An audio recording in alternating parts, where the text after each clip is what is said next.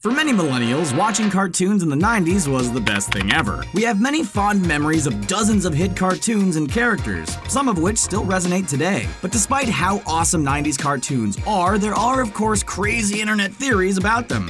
Ooh, I like the sound of this one. Some of them are pretty dark, so prepare to have your childhood ruined. Ah, shut up. Before we get started, be sure to click on that subscribe button to get more content from Screen Rant every day.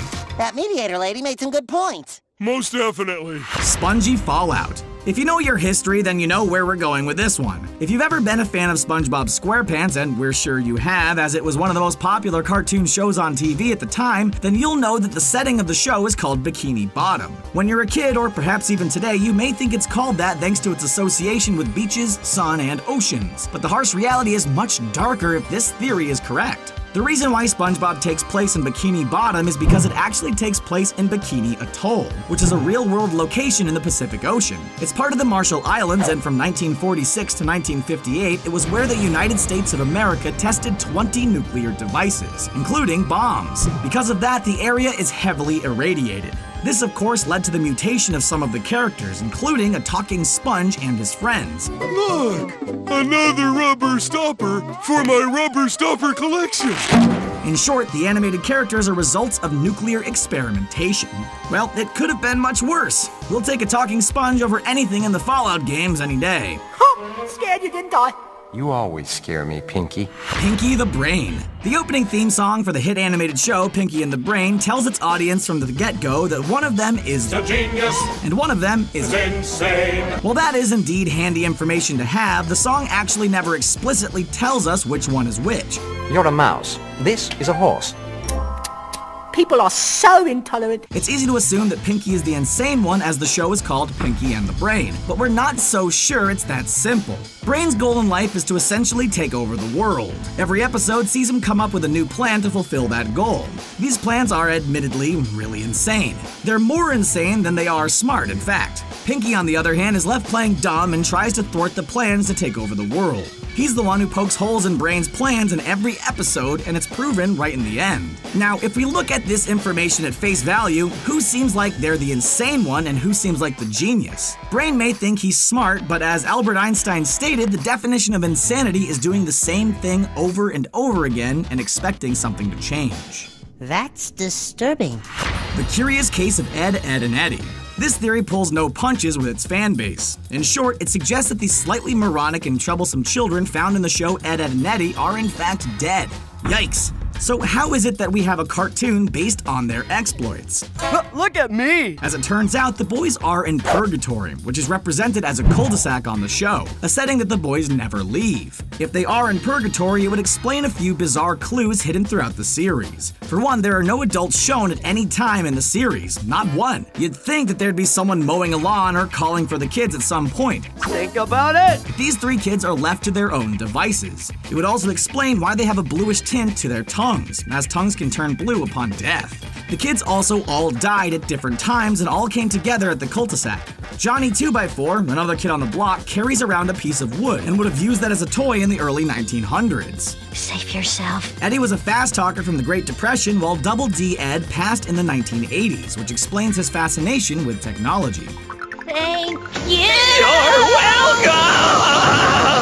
Ash's reality. Ash Ketchum is one of the poster characters of the 90s. If you don't know about him or Pokemon, then you likely were not around in the 90s, or were living in a world without television. But despite how much of an impact Ash and Pokemon have had on the youth of the 90s and the world in general, there's something that doesn't quite add up with his journey. In the first season, Ash embarks on a quest to collect them all and reach the Indigo Plateau. There's two sides to this theory. Both suggest that Ash's reality isn't what it seems. One is that Ho-Oh, the mythical Pokemon that flew over Ash in the first season, granted Ash's wish to stay young, which is why he's still a child after all these years on the go. Seriously, Ash doesn't age at all. The other possibility is that the electrocution Ash gets from Pikachu early on in the show alters his reality and places him in a coma. Shocking, isn't it? Everything from there on, all the new Pokemon and adventures, including Pokemon that aren't part of the original 151, are figments of his imagination as he's comatose. He walked off that electric shock like it was nothing, but this theory suggests that Ash never got the chance to walk it off after all. Which one seems more likely to you? How incredibly observant you are. Two and the same. If you grew up in the 90s, there's a good chance you watched something by Genndy Tartakovsky at some point in your life. He created Dexter's Lab, Samurai Jack, and worked extensively on Powerpuff Girls, among other things. Now, what if we told you that Samurai Jack and Powerpuff Girls had something in common besides their similar animation styles? If you ever watched both shows, you may have noticed that Samurai Jack and Professor Uranium kind of look alike. Since Tartakovsky is the animator on both, it's not too crazy to see why. But what if it's more than that? This theory suggests that both characters are, in fact, one character. The theory suggests that after Jack's battle with Aku, both were launched into a time portal. Aku became a liquid version of himself thanks to his evil ways. In a new world, though, one with different rules than his own reality, Jack takes it upon himself to learn about Aku's new liquid form, or Chemical X, if you will, which of course leads to the lemonade that creates the Powerpuff Girls. Do you think that's too crazy, or is there just a smidgen of logic there to make it plausible? Are you ready? All systems go. Claw, the original. In the 90s animated series, the Inspector Gadget we know of is in fact the second Inspector. The first one was missing in action and presumed dead, which caused his niece to build a robotic replacement of the Inspector. But what really happened to the original Inspector Gadget? The chief villain in the hit cartoon is of course Dr. Claw. Despite his presence in the show, we've never actually seen what Dr. Claw looks like. And there's good reason for that, as it's heavily theorized that he's in fact the first Inspector Gadget. The theory suggests that the original Gadget was a police officer who bit the dust while working a case, but he was so good that the station couldn't risk losing him. So they built a robot to replicate the presence of the outstanding officer. Wowzers! But the original Inspector survived. He may have had his life, but he was left scarred, disfigured, and insane. Seeing that he was replaced infuriated him, sending him into such a rage that he became Dr. Claw. So it's Gadget. The chief villain in the cartoon, whose sole mission in life is destroying the robot that replaced him. The evidence also showcases that Claw never harms Penny, the niece, as she's family, and that he's a bit of an idiot, which tells us that the robot didn't match the intelligence of the original police officer. You might actually impress somebody. Shh, it's coming on. What's with Doug?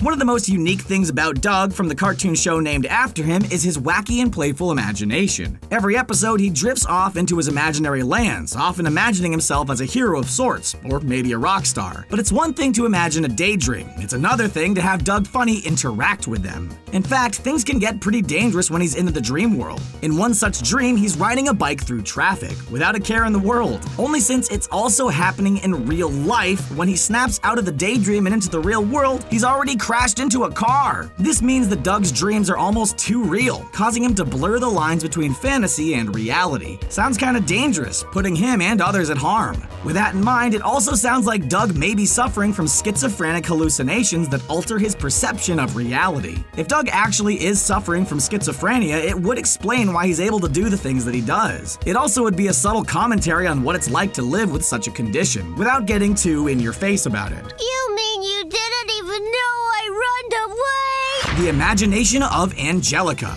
Angelica is a character that most kids kind of hated, but there are some pretty dark reasonings for her behavior in the show. Her parents are constantly ignoring her, with her mom constantly on the phone and her dad pretty much not caring about her except for surface encounters. So she creates some imaginary baby friends, which explains why she's the only one who understands them. So why would Angelica create babies and not kids her own age? Since her parents only really reach out to her to give discipline, and since she's neglected, it comes off as unwarranted and even mean. So since she only understands the authority figure, she creates the baby so she in turn can become that figure and ends up interacting with the Rugrats. You know, time occasionally feels like it's going by very slowly.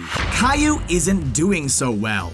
This one is probably the darkest theory on this list, which is why we saved it for last. There's nothing worse than seeing a child being sick, and there's a good chance that Caillou is as sick as you can be. Can you think of any healthy youngsters who are completely bald? We don't just mean buzz cut bald, but zero hair on the head bald. We can't either, unless they happen to have been diagnosed with cancer. Caillou's sister Rosie has red hair, and their parents are shown to be brunettes, which in itself is a little unusual. So unless Caillou's mother shaves his head every day with a straight razor, there's a good chance that the boy is actually really sick, which means that Caillou's parents may have adopted Rosie, as the parents may have wanted another child but wanted to avoid the chance of another child being inflicted with the illness. Thankfully, if Caillou really is sick, he's not letting it dampen his mood, and he carries on having adventures and learning new things. So in that regard, Caillou could actually be a positive role model for kids going through similar treatments. That is assuming the theory is correct though.